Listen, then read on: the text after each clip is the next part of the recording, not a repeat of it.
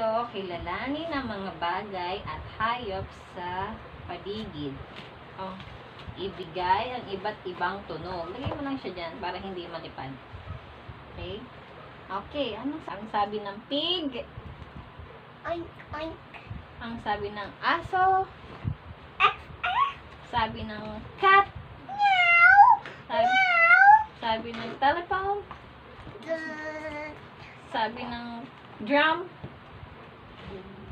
Boom, boom, boom, boom. Sabi ng car? Very good.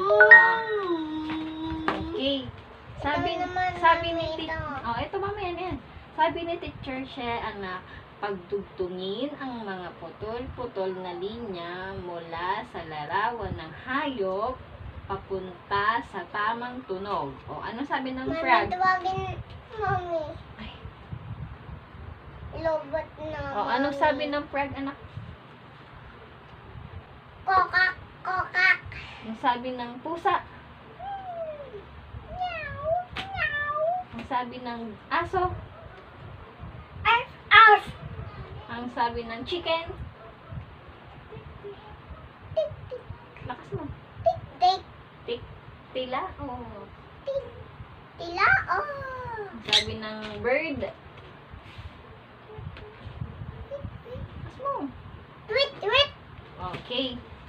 Sabi, pagdugtungin mo daw yung mga letters, ay yung mga sounds papunta doon sa tunog. Dali, di ba yung letters? Ay, yung pang line. Diretso lang. Sige, sulat. Diretso. Diretso.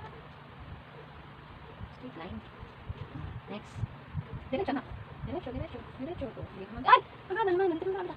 Dali, magkasi teacher siya. Ano sabi ng teacher siya? Ang bigay mo na. Mami, tawagin mo si teacher Jack. Mamaya tawagin natin. Yay. Dali, pasabi ng dog. Ow, ow, ow, ow, ow, ow. Sundan mo yung line, ano? Ito. Yan, very good.